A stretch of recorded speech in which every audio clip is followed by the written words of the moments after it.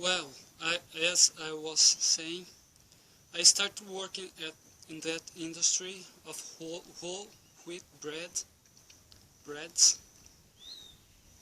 I worked there for 4 months, not receiving any payment. So I didn't have money to pay for the rent of the bedroom, neither for food. I had to get food, bread, old bread from the trash, and also peanut butter from the trash. I ate that 3 times every day, 7 days a week for 4 months. At the end of each day, the owner of that industry called me to his office and said many terrible things about me every day for 4 months. He told me all sorts of stupid things for some reason. And one day I was traveling to deliver bread. That was my job, deliver bread. And I found a big hole in the cooling system of the engine in that truck. And I went to the mechanic to fix that. And he said, it will take a whole day to fix that. And you can't travel with the truck like that. So I told my boss, and he again said terrible things and told me, get in that truck and deliver the bread, and it doesn't bother me if the truck gets in fire or explodes. So it happened. About 20 minutes later, I heard a voice, get out the road. I looked at the mirrors, and there was no car, nothing. By the truck I was driving, I hit the brakes and went off the road, and then there was an explosion. The truck got in fire. I could get out the truck in safety. Well, I had to call my boss. He did as always. He said terrible things to me, and he said I was fired. So I had no more job, and I went to the school, high school, secondary high school, nearby that industry. And I told people, it was about lunchtime. I told them about my need. They said, okay, come in, you can eat. And so I did, and 2 students from that academy sat by my side and invited me to go with them for a tour in the Review and Herald that was very close by. Over there, the man that was helping the students to know the place, to know the area, the Burtnett, Mr. Burtnett, he was a very kind man. He was very funny. He was always being nice with the students, laughing lots. And I started speaking also, making jokes. I think that's the word in English. He was doing that. Nice things, not bad things. But I never did that, especially with people I never met before. I never did that, but all of a sudden I started. When the tour was over, we went to the cafeteria for some food, and he came to me, Mr. Burnett came to me and asked where I was from. I told him. He asked my name. When I said my name, he was very surprised. He asked me to spell that, and I did, and he was in shock. He asked how old I was, and I told I was 21 by then, and he was very surprised, and a tear fell from his eyes, and he said, "Stay here, I'll be back right soon." And he came back with his wife.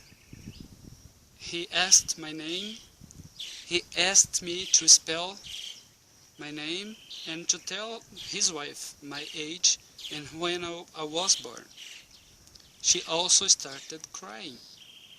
And well, that's strange. And he explained to me, "Ronnie, exactly the same month you were born, our first son, Ronnie, was born. Just a few days before you were born. He had the same name, the same spelling.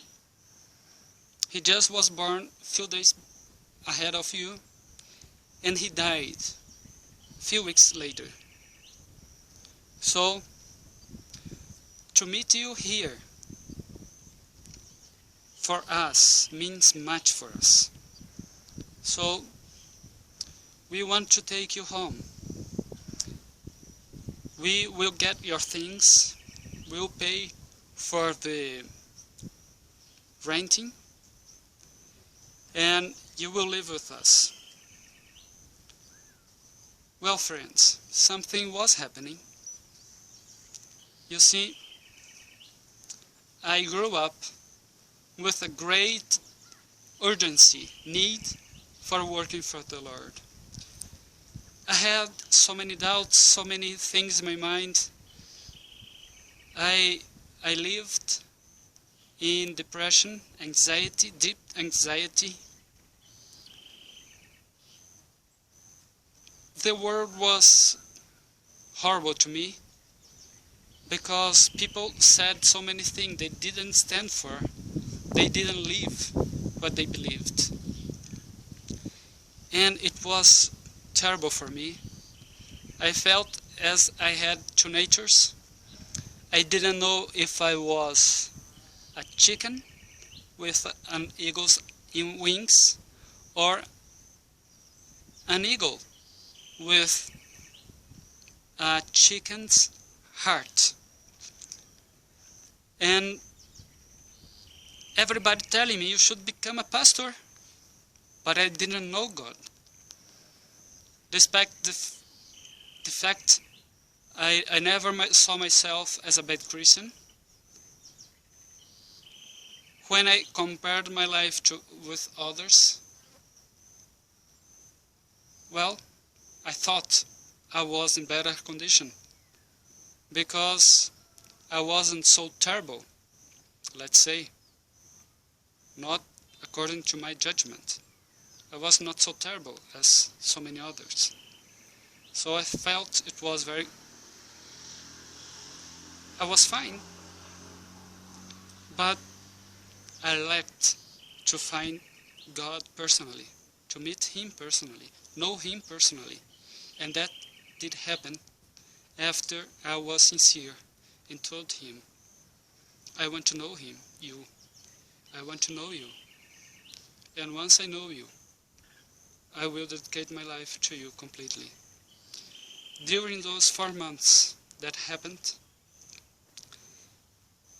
I studied the prophecies very deeply, and I finally realized there should be a God. And He started talking to me all the day long, all the time, I woke up about 3:30 in the morning with songs in my mind. It's very hard for me to remember songs. I cannot remember songs. But every time I'm fine with God, I am close to Him, my mind is full of music, heavenly music, that I can't recall. And so many different ones, depending on the need I have for that day. It just comes in. The message I need to hear is right there. So it has been an amazing experience. I am not done with the stories. I have to tell you, it's just the beginning. But I want you to know there is a God. He wants to use all of us. He has a special, appointed, unique purpose for our lives. He doesn't give any gift that is not to be used for Him, for His service. So, as you see the other videos, I'm going to tell you yet, and see the other things the Lord did for me, I want and hope you will see His personal. He loves, He cares of us personally, individually. And there is nothing more exciting than surrendering your life to Him, to His service. Just continue watching the other videos. You will find all of them in www.embracetheamazon.org. That's our website, our ministry. The Lord gave us an amazing series of projects. It's a huge project. Not one, several of them. I didn't choose, but the Lord gave me. I will tell you all that happened in the next videos. See you there.